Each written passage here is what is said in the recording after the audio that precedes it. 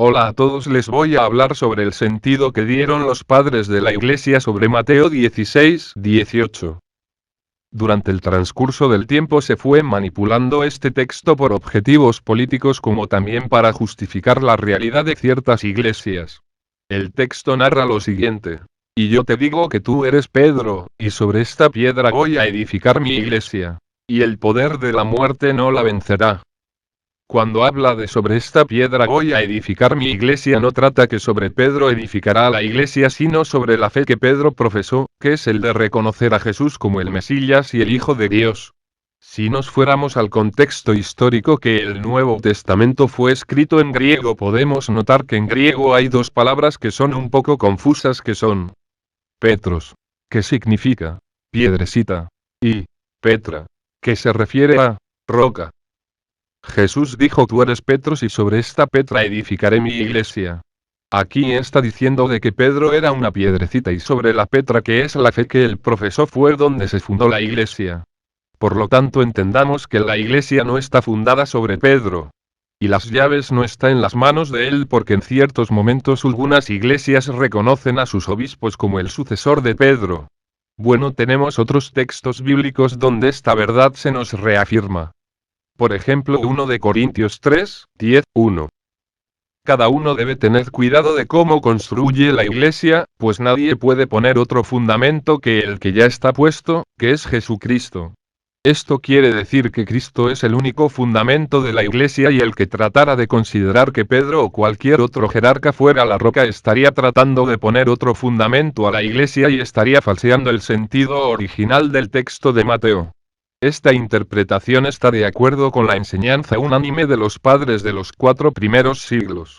Pues fue hasta el siglo V cuando algunos padres dieron la interpretación equívoca que se maneja en algunas iglesias actualmente. Veamos ahora qué es lo que enseñan algunos de los padres de la iglesia. 44 padres entienden que la roca es la fe que Pedro confesó. 17 padres entienden que la roca es Pedro, generalmente a partir del siglo V. 16 padres entienden que la roca es el mismo Cristo. 8 padres entienden que la roca son todos los apóstoles. Unos pocos entienden que la roca son los mismos creyentes. Por ejemplo, San Agustín, en sus escritos de retractaciones, afirma: reconozco que cuando era yo joven había enseñado que la roca era Pedro, pero sé que después, en muchísimos lugares he dicho que estas palabras deben entenderse de aquel a quien Pedro confesó, cuando dijo: tú eres el Cristo, el Hijo del Dios viviente, porque no le fue dicho tú eres la roca, Petra, sino tú eres Pedro, Petros. Luego en el sermón 229 dice: viendo que Cristo es la roca, Petra, Pedro es el pueblo cristiano. Pues la roca es el nombre original. Por tanto, Pedro es así denominado por la roca, no la roca por Pedro. Al igual que Cristo no es llamado Cristo por los cristianos, sino los cristianos por Cristo. Por tanto, si dijo tú eres Pedro y sobre esta roca que tú has confesado, sobre esta roca que has reconocido diciendo, tú eres el Cristo, el Hijo del Dios viviente, edificaré mi iglesia. Te construiré a ti sobre mí, no a mí sobre ti.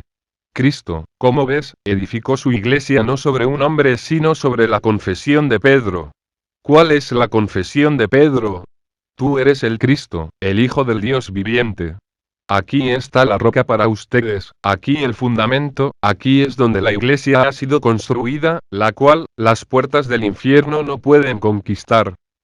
Y en los artículos 270 y 276 afirma: tú eres Pedro y sobre esta piedra que es tu confesión, que Cristo es el Hijo de Dios viviente, edificaré mi iglesia. También dice: los que edifican sobre humanos dicen, yo soy de Pablo, yo soy de Apolos, yo soy de Pedro. Pero los que edifican sobre la confesión de Pedro y la divinidad de Cristo, dicen, yo soy de Cristo. Porque la iglesia está edificada sobre Cristo y no sobre Pedro. Gregorio de Niza, siglo IV. Panegírico sobre Esteban manifiesta lo siguiente: la calidez de nuestras alabanzas no se extienden a Simón en cuanto él era un pescador, más bien se extienden a su fe firme, la cual es al mismo tiempo el fundamento de toda la iglesia. Bueno, agradezco su atención y tomen en cuenta de que esto se entiende cuando se le da una lectura detenida sobre los textos históricos de la Iglesia.